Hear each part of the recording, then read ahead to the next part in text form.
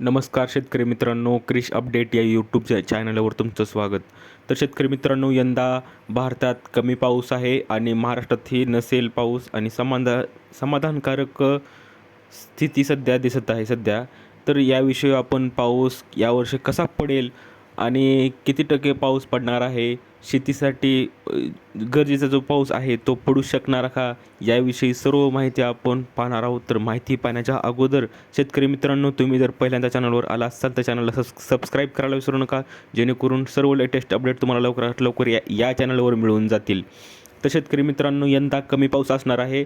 Monsoon update केवळ 90%च पावसाची शक्यता आहे. त्यात देशात यंदाच्या नैऋत्य मोसमी मान्सून हंगामात सरासरीपेक्षा कमी पाऊस पडण्याची शक्यता असल्याचा अंदाज भारतीय हवामान खात्यानं वर्तवलेला आहे. तर जे भारतीय हवामान खातं आहे ते सेंट्रल गव्हर्नमेंटचं जे हवामान मान्सून अपडेट देतं, तर ह्या वर्षी सरासरीपेक्षा 90% म्हणजे जे ॲव्हरेज असतं, तर ते ॲव्हरेजपेक्षासुद्धा कमी पाऊस ह्या वर्षी असणार आहे. सुपर अल निनो असल्यामुळे ह्या वर्षी शेतीसाठी सुद्धा फटका बसू शकतो, असं थेट म्हणणं आपलं भारतीय हवामान खात्यानं दिलेलं आहे.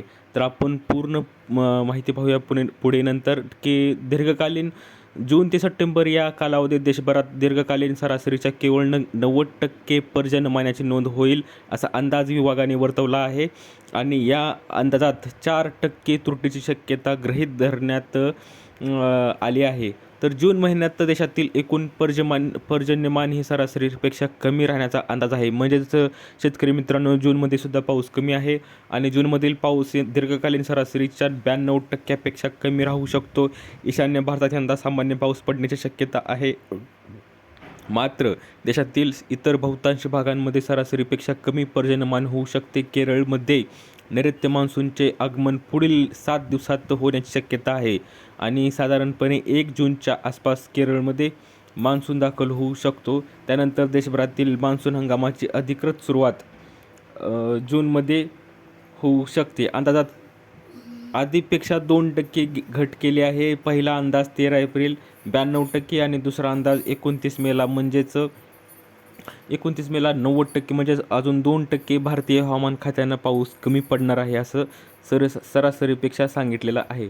तर अल निनोचा प्रभाव वाढणार की कमी होणार, त्यात पाहूया, की हवामान विभागाने म्हटले आहे की जून महिन्यात अल निनोची स्थिती कमकुवत राहू शकते. मात्र सप्टेंबरपर्यंत ती मध्यम ते तीव्र स्वरूपात धारण करण्याची शक्यता आहे आणि अल निनो सक्रिय झाल्यास भारतातील मान्सून पर्जन्यमानावर विपरीत परिणाम होतो आणि कमी पाऊस पडण्याची शक्यता वाढते, असा भारतीय खात्याचं म्हणणं आहे. तर जून महिन्यात देशातील बहुतांश भागामध्ये सरासरीपेक्षा जास्त कमाल तापमानाची नोंद होण्याची शक्यता हवामान विभागाने व्यक्त केली आहे. उत्तर प्रदेश, हरियाणा, पंजाब, बिहार, ओडिसा, छत्तीसगड, गुजरात आणि आंध्र प्रदेश तसेच महाराष्ट्रातील काही भागांमध्ये उष्णतेच्या लाटेचे दिवस राहू शकतात.